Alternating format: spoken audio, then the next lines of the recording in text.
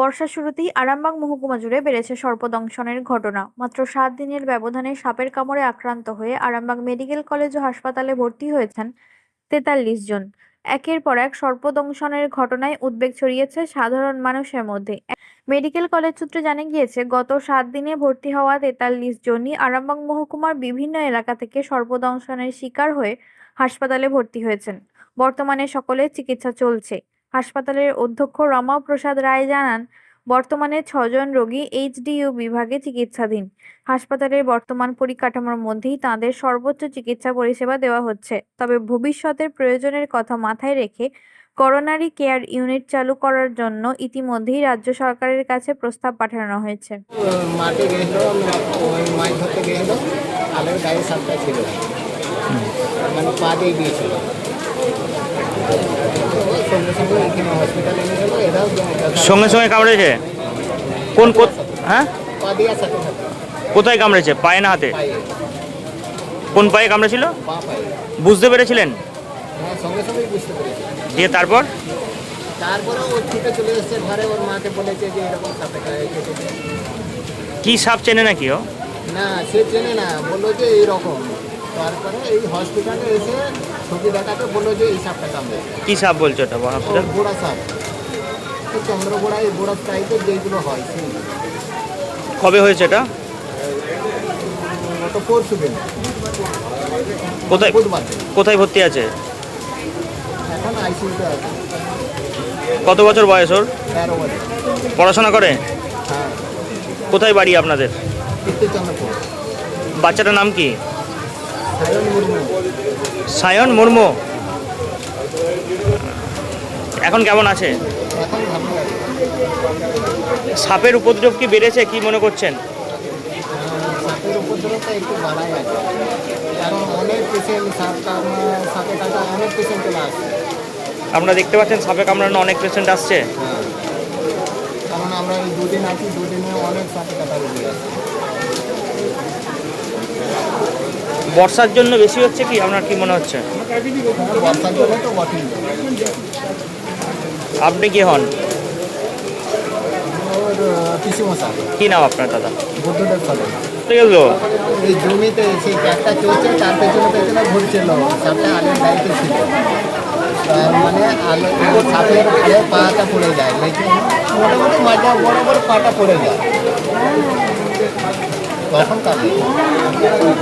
জমিতে হয়েছে? হ্যাঁ, সাপে কামড়িয়েছে বলতে রাত 11:30 পৌনে 11টা বাজে। আমি বাড়িতে ছিলাম, তখন আমার ওয়াইফও আছে, আমার ওয়াইফের বাঁদিকে সে আছে। আমি একটা মোবাইলে খবর দিচ্ছিলাম, আর দেখতে দেখতে আমার ওয়াইফ বললো যে মোবাইলটা বন্ধ করে আলো নিভিয়ে শুয়ে পড়ো। যেই আমি ওর কথা শুনে আমি আলোটা নিভিয়ে শুয়ে পড়েছি, 5 মিনিটের মধ্যে এই খাবার সাপটি আমার বইয়ের মানে ওয়াইফের পায়েতে কামড়া। কোন পায়ে কামড়েছিল? ডান পায়ে কামড়া। শুয়েছিলেন? হ্যাঁ, আমরা দুজনেই শুয়ে পড়েছি। তারপরে সঙ্গে সঙ্গে আমাকে বাবরে মোড়ে উঠে, তারপর আমি লাইটটা জ্বাললাম। লাইটটা জ্বালার পর দেখলাম যে বিশাল একটা কালো সাপ। সাপটাকে আমি জাস্ট লাঠি করে বার করলাম, 2 দিলাম, দিয়ে বার করে সঙ্গে সঙ্গে আমি 5-10 মিনিটের মধ্যে আমি হসপিটালে ভর্তি করেছিলাম। আমাদের গ্রামীণ হাসপাতাল গগরা কতুলপুর, ওখানে আমি ভর্তি করেছিলাম। ওখানে যাবার সময় ওই ডাক্তারবাবুরা রেডি ছিল, ওরা সঙ্গে সঙ্গে আরও 10-15টা যে চিকিৎসা এই সাথে চিকিৎসাটা করলো। করার পরই ওর স্যালাইন সব দিয়ে, মুখে অক্সিজেন দিয়ে ওরা গাড়ি দেখে সঙ্গে সঙ্গে বলে যে আমরা পারবো না, আমরা আরামবাগে নিয়ে এসছি। আরামবাগে এখন পর্যন্ত আমার মানে ওই ইয়েতে আছে। কেমন আছে? আইসিইউতে আছে? আইসিইউতে আছে। কেমন আছেন? এখন রোগী সুস্থ আছে, বেডেতে। সাপের উপদ্রব কি বেড়েছে? হ্যাঁ, সাপের তো বিশালই বেড়েছিল, এখন কম আছে। এখনো সাপের উপদ্রব, মানে পেশেন্ট আসছে আরামবাগে সাপের কামড়ে? প্রচুর আসছে। কি আসছে সাপের মানে কামড়ের? অনেক। কোথায় বাড়ি আপনাদের? আমার বাড়ি কতুলপুর, বাঁকুড়া কতুলপুর, আর গ্রামের দিকে তো লক্ষণাটি গ্রাম। কি নাম আপনার? অঞ্চল। আপনার নাম কি? আমার নাম পরেশ দাস। আপনার স্ত্রীর নাম? আমার স্ত্রীর নাম কাঞ্চন দাস। মশারি টাঙিয়ে শুয়েছিলেন? হ্যাঁ, মশার টাঙিয়েছি। তাহলে কিভাবে ঢুকলো সাপটা?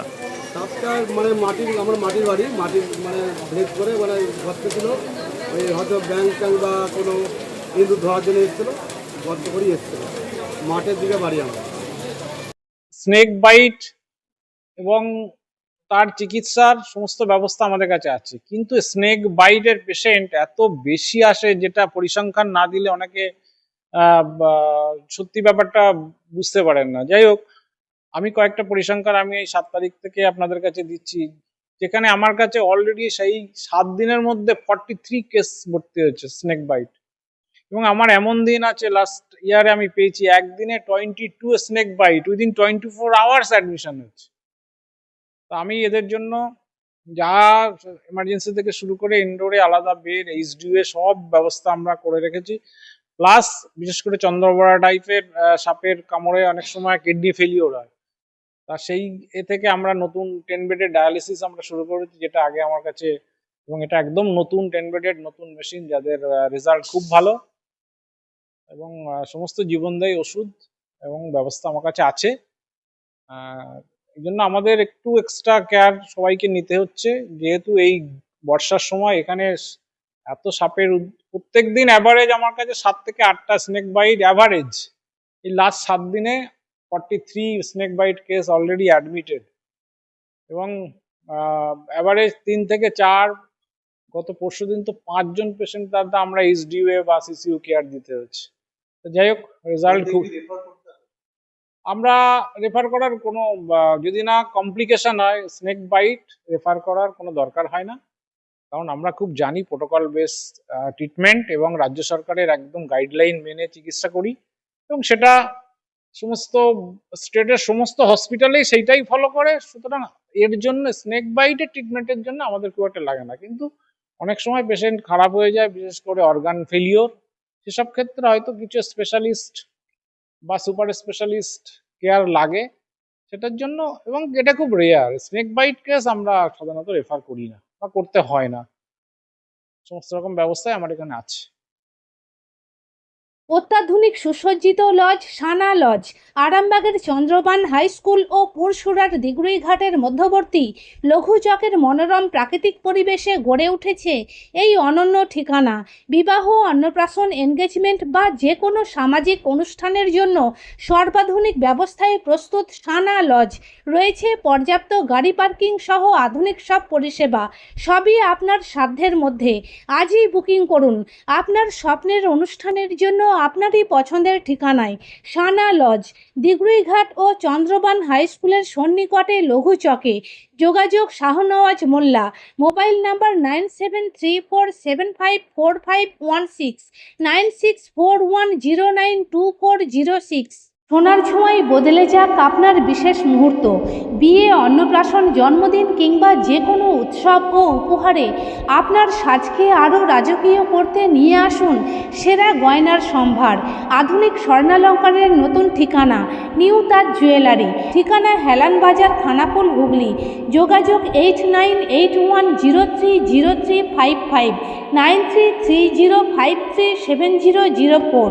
নিউ তাজ জুয়েলারি, যেখানে বিশ্বাসের সঙ্গে মেলে সৌন্দর্যের ছোঁয়া।